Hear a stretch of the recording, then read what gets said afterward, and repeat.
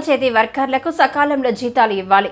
వనపర్తి జిల్లా కేంద్రంలో collector office ముందర సిపిఎం పార్టీ ఆధ్వర్యంలో ధర్నా నిర్వహించి మాట్లాడుతున్న వనపర్తి జిల్లా సిపిఎం పార్టీ కార్యదర్శి పుట్ట ఆంజనేయులు గ్రామ పంచాయతీ కార్మికులకు బకాయి పడ్డ 6 నెలల జీతాలు వెంటనే చెల్లించి ఇప్పటి నుంచి ప్రతి నెల 2వ తారీఖున కార్మికుల జీతాలు ఇవ్వాలని ఆయన డిమాండ్ చేస్తూ ముఖ్యమంత్రి రేవంత్ రెడ్డి ఎన్నికల సందర్భంగా మేనిఫెస్టోలో ఇచ్చిన హామీలు మల్టీపర్పస్ వర్కర్ పద్ధతిని రద్దు చేస్తామని చెప్పారు.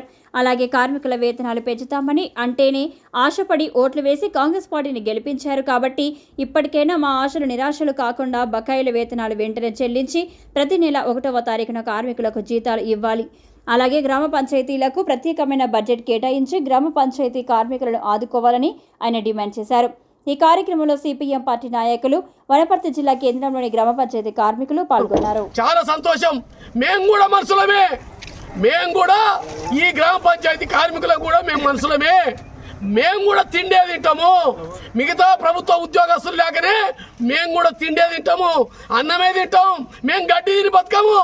కాబట్టి మేము అన్నం తినాలంటే మేము బియ్యం కొనాలి, మేము అన్నం తినాలంటే మేము కూరగాయలు కొనాలి, మేము అన్నం తినాలంటే మేము మీలాక తిండి వస్తువులు కొనుక్కొని బతకాలంటే మాకు 6 నెలల నుంచి ఎక్కడ కూడా కిరాణం షాపుల్లో బాకీలు ఇవ్వడం లేదు.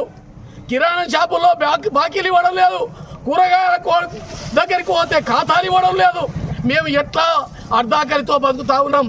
కాబట్టి మాకు ఇప్పటికైనా ప్రభుత్వం ఆలోచన చేసి తక్షణమే బకాయి పడ్డ వేతనాలు ఇవ్వాలి.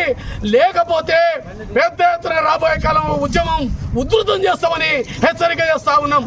ప్రధానంగా రాష్ట్ర ప్రభుత్వం కేసీఆర్ ప్రభుత్వం ఉంటే మాకు బకాయి పడ్డాయి అబ్బా, ఈ కాంగ్రెస్ ప్రభుత్వం వస్తే, మాకు రేవంత్ రెడ్డి ప్రభుత్వం వస్తే ఏదో మెరుగైతుంది, మాకు పర్మనెంట్ అవుతాము. ఆయన చెప్పిండు ఎన్నికల మేనిఫెస్టోలో మల్టీపర్పస్ వర్కర్ పద్ధతిని రద్దు చేస్తాం, అదేవిధంగా పర్మనెంట్ చేస్తాం, అదేవిధంగా వేతనాలు వేస్తాం అని అంటే ఆశపడి మేము ఓట్లేసి మిమ్మల్ని గెలిపించుకున్నాం.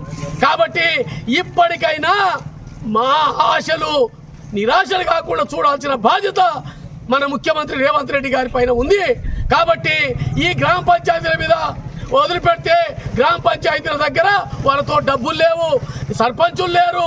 గ్రామ పంచాయతీలు ఊకే పేరుకు మాత్రమే ఉన్నాయి, నామకే వస్తే. కాబట్టి గ్రామ పంచాయతీలకు ప్రత్యేకంగా కార్మికులకు సంబంధించి ఈ వేతనాల కోసం బడ్జెట్ కేటాయించాలి. అదేవిధంగా వాళ్ళకు ప్రత్యేకమైన గ్రాంట్స్ మంజూరు చేయాలని చెప్పి మేము డిమాండ్ చేస్తున్నాం.